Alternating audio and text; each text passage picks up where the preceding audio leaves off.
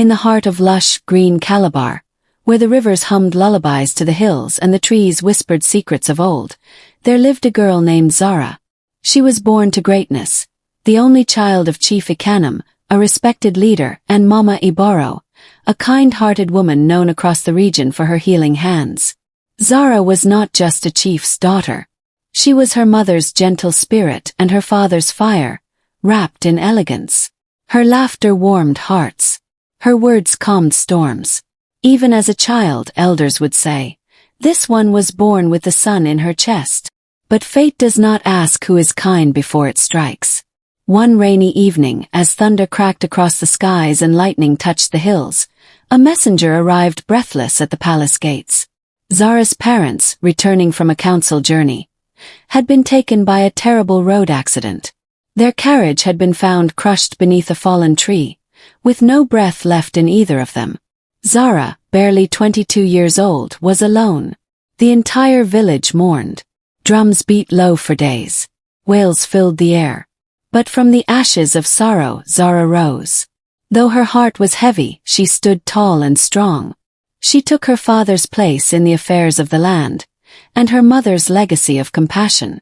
With the wealth her parents left behind, she did not lock it away, she spread it. She built schools so the poor could learn. She opened clinics where no doctor had stepped. She dug wells where the women had walked miles for water. She gave food to the hungry and clothes to the naked. Her arms were open to all. People came from other villages just to see her, to bless her, to call her name. Zahra the Golden Heart, they said. Zahra, the daughter of the gods. She wore no crown, yet they called her queen. But where light shines the brightest, shadows also grow. One market day Zahra met a man. He was tall and charming, with skin smooth as midnight oil and words that flowed like a river in the rainy season. His name was Danjuma.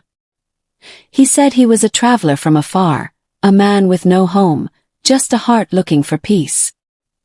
He offered to help with her charity missions, lifting sacks of grain, fetching water, playing with children. He spoke gently, always watching her with eyes full of admiration. The villagers noticed. He moved quickly, too quickly, but Zahra didn't see. Her heart, worn from years of solitude, warmed at the attention. Soon, Danjuma became her closest companion. He walked by her side, smiled at her jokes, whispered soft dreams of building a future together. The people began to whisper, but not all in praise. "Who is this man with no family?" some asked. "Who are his people? Why is he so eager to live in her shadow?" One day Mama Oko, the oldest woman in the village, came to Zahra and said, "Child, not every man who speaks sweet words carries sweet intentions. Be watchful." But Zahra laughed softly. "He loves me," she said.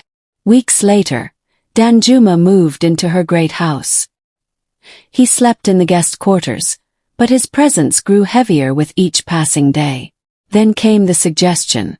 "You work your maids too hard," he said one morning, while picking fruit from the courtyard. "Let's bring in someone young and fast, someone new." Zahra hesitated. Her house was already well staffed. Most of her maids had served her family for years, especially Ikoet, loyal and wise like a second sister. But Danjuma smiled and said, "Let me handle it." That is how Amaka came into the picture. She was young with soft eyes and a quiet voice. Polite, efficient, but too perfect. Behind her calmness, there was something sharp. She moved quickly, always seemed to be near Danjuma. She smiled at Zahra, but her eyes often wandered to Danjuma when she thought no one was watching. Ikoet saw it first. "Madam," she said, "this girl, I don't trust her. And I don't trust the man either." Zahra, weary of warnings, simply waved her off. "People change, Ikoet. Don't let suspicion kill peace." But peace was already dying.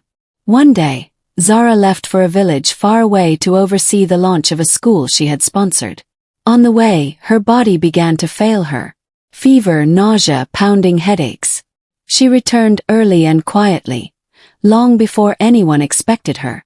As she stepped into the house, she heard voices from the inner corridor, hushed but clear. It was Danjuma and Amaka. Tonight is the night, Danjuma said. The moment she eats, she's gone. We take the money, the documents, everything. By sunrise, we're on the first bus to the city. Zahra froze. Her chest tightened. Her world shattered in silence. She did not burst in. She did not scream. She turned and walked out of the house. With trembling fingers, she called the police. That evening, Zahra dressed like nothing had happened. She greeted Danjuma with a faint smile. When Amaka brought her dinner, a steaming plate of jollof rice and grilled fish, Zahra looked her in the eye and said calmly, "Come. Eat with me." Amaka paused. "Ah, madam, I have already eaten." Zahra smiled. "Then eat again. What you serve, you should be willing to taste." Amaka's hands began to shake. At that moment the police entered the room.